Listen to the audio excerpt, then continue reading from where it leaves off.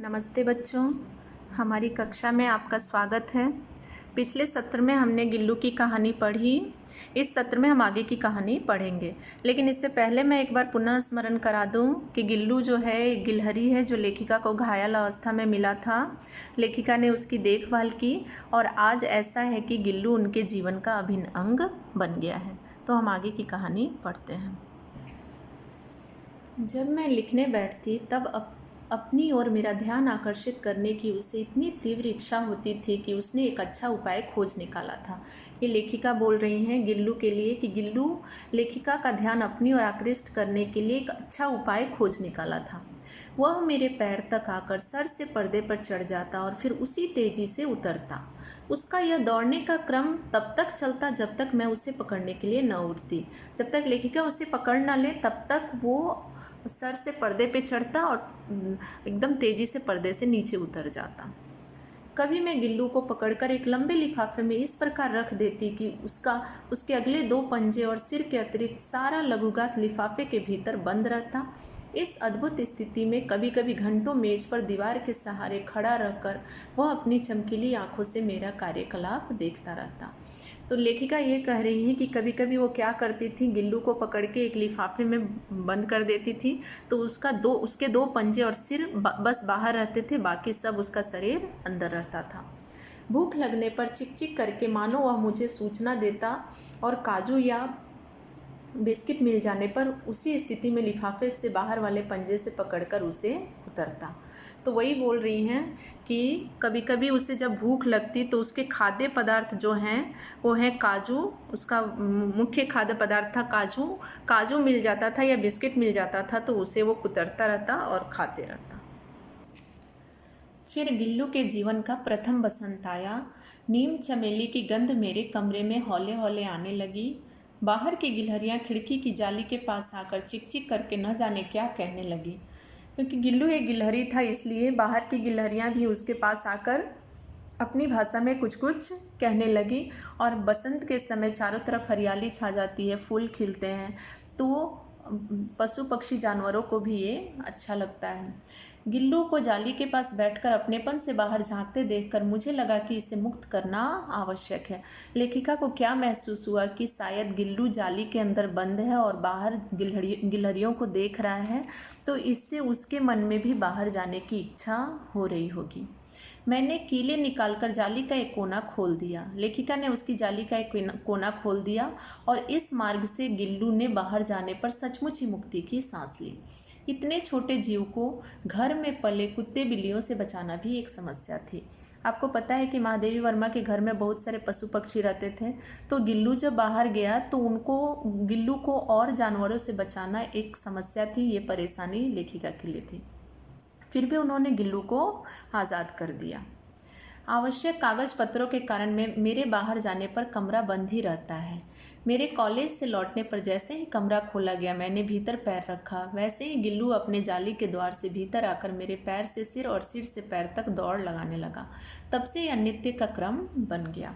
जब भी लेखिका अपने ऑफिस में जाती थी तो उनका कमरा बंद रहता था क्योंकि बहुत सारे कागजात थे, लेकिन जब वो आती थी उनका कमरा खुलता था तो गिल्लू उसी समय आ जाता और अपने लेखिका के सिर से पैर और पैर से सिर तक दौड़ लगाने लगता। तब से यह नित्य का क्रम हो गया, यानी वो रोज़ ये काम करने लगा।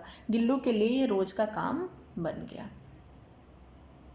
देखिए इस चित्र में आपको दिख रहा होगा, ये है लेखिका महादेवी वर्मा, ये है गिल्लू गिलहरी और इनके सामने भोजन रखा हुआ है। देखिए मेरे कमरे से बाहर जाने पर गिल्लू भी खिड़की की खुली जाली की राह बाहर चला जाता और दिन भर गिलहरियों के झुंड का नेता बनकर डाल पर उछलता कूदता रहता। ठीक 4 बजे वो खिड़की से भीतर आकर अपने झूले में झूलने लगता।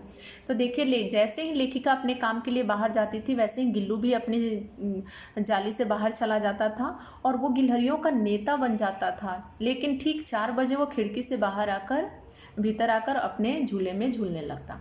मुझे चौंकाने की इच्छा उसमें न जाने कब और कैसे उत्पन्न हो गई। आपको पता है कि गिल्लू कैसे लेखिका को चौंकाता था। कभी फूलदान के फूलों में छिप जाता, कभी पर्दे के चुन्नट में और कभी सोन जूही की पत्तियों में। वो छुप जाता था इसलिए कि लेखिका को ऐसा प्रतीत हो कि गिल्लू कहाँ है, गिल्लू कहाँ है, और अचानक से वो सामने आ जाता था। मेरे पास बहुत से पशु पक्षी हैं और उनका मुझसे लगाव भी कम नहीं है, परंतु उनमें से किसी को मेरे साथ मेरी थाली में खाने की हिम्मत नहीं हुई है। मुझे ऐसा स्मरण नहीं आता। लेखिका ये कह रही हैं कि मेरे घर में बहुत सारे पशु पक्षी हैं, लेकिन किसी को मेरे साथ मेरी थाली में खाने की हिम्मत नहीं हुई। लेकिन गिल्लू इसमें अपवाद था। गिल्लू, अब मैंने आपको जो चित्र दिखाया आपने देखा, महादेवी वर्मा बैठी थी और टेबल पे वो गिल्लू बैठा था और सामने भोजन की थाली थी। इसलिए ही मैंने वो आपको चित्र दिखाया, क्योंकि महादेवी वर्मा के साथ कोई भी पशु पक्षी खाना नहीं खाते थे, केवल गिल्लू ही इसमें अपवाद था। अपवाद का अर्थ है कि गिल्लू के लिए इसमें कोई नियम लागू नहीं होते थे। गिल्लू महादेवी वर्मा के साथ बैठकर खाना खा सकता था। गिल्लू इनमें अपवाद था। मैं जैसे ही खाने के कमरे में पहुंचती, वह खिड़की से निकलकर आंगन की दीवार, बरामदा पार करके मेज़ पर पहुंच जाता और मेरी थाली में बैठ जाना चाहता। जैसा कि मैंने आपको बोला कि गिल्लू इसमें अपवाद था, यानी कि वो महादेवी वर्मा के साथ बैठकर खाना खा सकता था। बड़ी कठिनाई से मैंने उसे थाली के पास बैठना सिखाया, जहाँ बैठकर वह मेरी थाली में से एक एक चावल उठाकर बड़ी सफाई से खाता रहता। काजू उसका प्रिय खाद्य था और कई दिन काजू न मिलने पर वह अन्य खाने की चीज़ या तो लेना बंद कर देता या झूले से नीचे फेंक देता। यदि उसे काजू नहीं दिया जाता तो वह अन्य खाद्य पदार्थ को भी नहीं खाता, उसे अपने झूले से बाहर फेंक देता। लेकिन एक और चीज़ देखिए कि वो महादेवी वर्मा के साथ बैठकर कितनी सफाई से खाना खाता, एक एक चावल चुन चुन के खाता था। उसी बीच मुझे मोटर दुर्घटना में आहत होकर कुछ दिन अस्पताल में रहना पड़ा। इसी बीच लेखिका का एक्सीडेंट हो गया और उन्हें कुछ दिन हॉस्पिटल में रहना पड़ा। उन दिनों जब मेरे कमरे का दरवाज़ा खोला जाता, गिल्लू अपने झूले से उतरकर दौड़ता और फिर किसी दूसरे को देखकर उसी तेज़ी से अपने घोंसले में जा बैठता।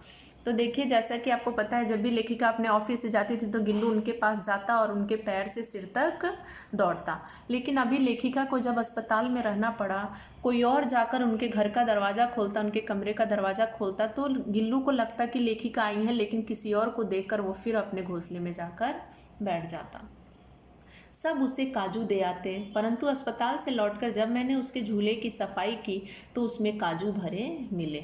इससे यह पता चलता है कि जब तक लेखिका अस्पताल में रही, गिल्लू अपने प्रिय खाद्य पदार्थ को भी हाथ नहीं लगाया, जिसे ज्ञात था कि वह उन दिनों अपना प्रिय खाद्य कितना कम खाता रहा। यानी कि वो अपना प्रिय खाद्य भी नहीं खाया, क्योंकि वो लेखिका को देख नहीं सकता था। लेखिका उन दिनों अस्पताल में थी। मेरी अस्वस्थता में वह तकिए पर सिरहाने बैठकर अपने नन्हे नन्हे पंजों से मेरे सिर और बालों को इतने हौले हौले से सहलाता रहता कि उसका हटना एक परिचारिका के हटने के समान लगता। देखिए, जब लेखिका अस्पताल से आई थी तो उनका तबीयत ठीक नहीं था। उस समय रोज़ गिल्लू क्या करता था, उनके सिर को अपने नन्हे नन्हे पंजों से सहलाता रहता, और जब वो उनके पास से हट जाता तो उनको ऐसा लगता कि जैसे उनकी कोई देखभाल करने वाला उनसे दूर चला गया है। तो बच्चों, आपने देखा किस प्रकार गिल्लू जो है वो महादेवी वर्मा के साथ हिल मिल गया था। वो अस्पताल में थी तो वो अपना प्रिय खाद्य पदार्थ भी नहीं खाया। इससे ये प्रतीत होता है कि गिल्लू और महादेवी वर्मा का लगाव बहुत गहरा हो गया था। गिल्लू उन्हें बहुत पसंद करता था, उनका ध्यान अपनी ओर आकृष्ट करता था, ठीक है। और परिचारिका का अर्थ होता है जो देखभाल करता है, एक तरह से सेविका भी बोल सकते हैं। तो जब गिल्लू अपने नन्हे नन्हे पंजों से उनके सिर और बालों को सहलाता तो लेखिका को बहुत अच्छा लगता, और जब वो हट जाता तो उन्हें ऐसा लगता कि कोई उनकी सेवा करने वाला उनसे दूर चला गया है। तो यहाँ तक की कहानी आपने देखी। आगे की कहानी हम अगले सत्र में पढ़ेंगे। तब तक के लिए धन्यवाद।